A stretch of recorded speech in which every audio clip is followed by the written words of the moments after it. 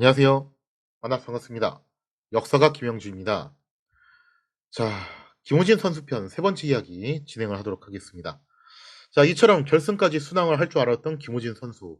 8강에서 만난 선수가 이제 대만의 당주진 선수였는데, 이 당주진 선수를 만나서 충격적으로 패배를 겪게 됩니다. 그래서 결국 이제 김호진 선수의 금메달 도전은 또다시 실패로 돌아가게 되는데, 이때 당시 언론에서는 김호진 선수의 금메달 획득을 믿어 의심치 않은 분위기였어요. 16강까지 정말 압도적인 모습을 보여줬기 때문이죠. 자, 그래서 이 같은 결과를 보고 적지 않게 당혹했다라고 해요. 그래서 기자들이 김호진 선수하고 인터뷰를 하면서 김호진 선수에게 이런 말을 했대요. "이번 대회에서 8강전 탈락이 굉장히 충격적인 패배 아닙니까?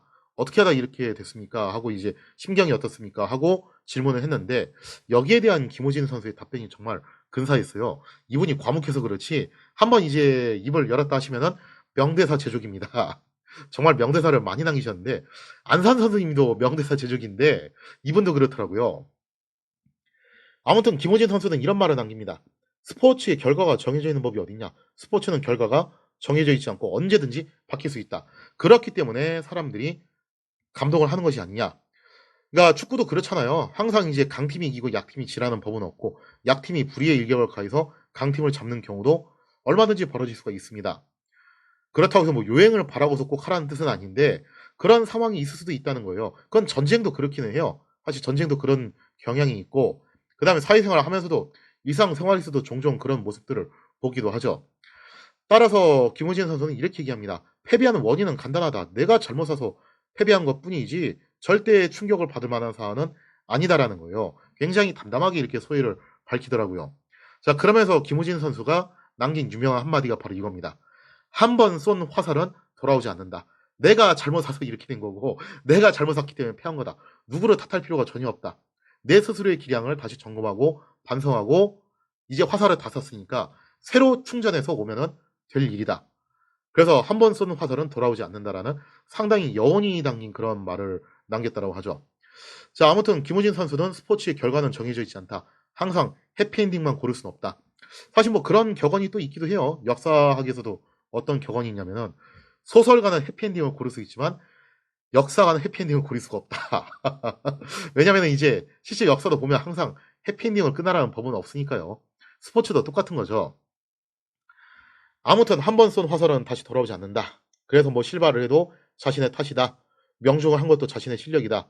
다만 이제 그런 건 있을 수 있겠죠. 급변하는 바람과 같은 그런 변수. 그러니까 양궁이라는 종목이 그런 변수의 영향을 어느 정도 받는 스포츠이긴 한데, 설사 그렇다 하더라도 진정한 궁사는 이러한 요소도 당연히 받아들일 줄 알아야 된다. 즉 "내가 할 도리를 다 하고 난 다음에 나머지는 천명이 맡긴다."라는 거죠. 진인사 대천명. 결국 이제 그 이야기입니다. 자, 이렇게 해서 김우진 선수는 이런 멋있는 멘트를 남기고서 귀국을 하시게 됩니다.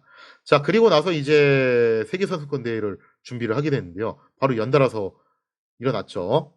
자, 비록 도쿄 올림픽에서 개인전에서 쏜 김우진 선수의 화살은 돌아오지 않았습니다.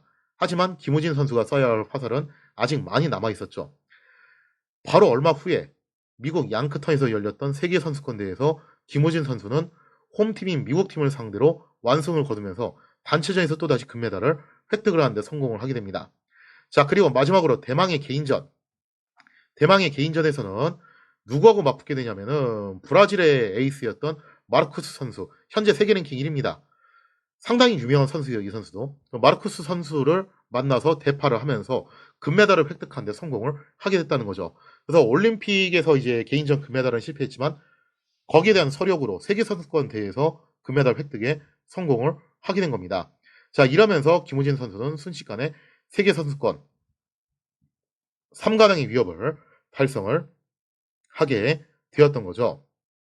즉 단체전 금, 개인전 금, 혼성전 금 3개 다 금을 땄는데, 어째 안산 선수님하고 살짝 입장이 바뀌었어요. 안산 선수님이 도쿄 올림픽에서 단체, 개인, 혼성 3 군데에서 금메달 땄다고, 세계 선수권에서는 개인전에서 이제 동메달에 그치게 되고 단체, 혼성 2개 이제 금메달을 땄잖아요. 김호진 선수는 이제 반대가 된 거죠. 자, 이렇게 해서 이제 김호진 선수가 여기서 크게 활약을 하게 되는데, 뭐 대충 뭐 이제 눈치채셨겠지만 이때 혼성으로 합작을 했던 게 어느 분이셨냐면 바로 안산 선수님입니다. 그야말로 이제 우리나라에선 최고의 원투펀치가 나온 거죠. 호날두 메시 조합이 나오게 된 건데, 자, 아무튼 간에 이렇게 해서 세계선수권대회에서 크게 활약을 하시고 난 다음에도 김우진 선수는 계속 국대에 선발이 됩니다.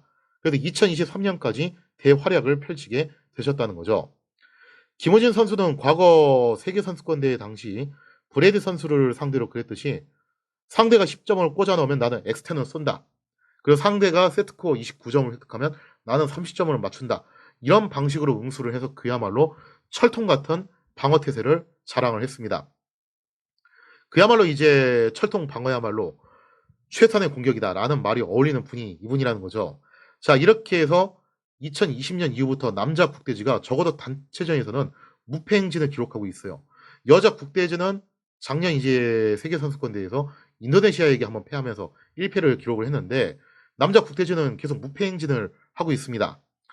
이처럼 어느 조합이 되었던 김호진 선수는 철벽 수비를 통해서 남자 국대지의 승리를 견인해 나갔다는 거죠. 그러한 면에서 놓고 봤을 때 남자 국대지의 영원한 선봉은 김호진 선수가 아닐까, 저는 개인적으로 그렇게 생각을 해요. 실제로 도쿄올림픽 당시에도 1번 사수로 뛰시기도 했었고, 다만 이제 여기서 맡은 김호진 선수의 선봉이라는 역할은 안산 선수님하고는 조금 이제 다른 뉘앙스로 볼 수 있는데, 안산 선수님 같은 경우는 이제 속사라는 독보적인 스킬이 있으니까 그 스피드를 앞세워가지고 선봉에 서야 된다라는 의미라면은, 김우진 선수 같은 경우는 뭔가 좀 이제 철벽 방패 같은 느낌이 들어요. 개인적으로는요. 그래서 팀원들의 방패 역할을 하는 그런 선봉장이 아닐까. 고대 그리스 신화에서 아테네 여신이 사용하는 아이기스라는 방패가 있습니다. 영어로는 이지스라고도 하죠. 이 아이기스는 제우스의 벼락까지 막아낼 정도로 철벽 방패였다고 해요. 그래서 이제 이지스 함이 이름이 그렇게 붙여진 거기도 해요. 그리고 남자 국대지 김우진 선수야말로 어떠한 상황에서도 팀원들의 아이기스 방패가 돼서 승리를 견인해 나가는 그런 진정한 선봉장 역할을 하시는 분이 아닐까라는 생각이 듭니다. 자, 아무튼 이제 좀 있으면은 펼쳐지게 될 국대 선발전에서 과연 김호진 선수가 승선을 하실 수 있을지 그 부분을 좀 더 지켜봐야 될 부분이지만, 만약에 또다시 김호진 선수가 국대에 선발이 돼가지고 파리 올림픽에 나가시게 된다면은 이번에도 분명히 선봉장의 역할, 팀원의 튼튼한 방패 역할을 해주시지 않을까, 그렇게 기대를 해보고 있습니다. 자, 이 시간 이야기에서 마치겠습니다. 감사합니다.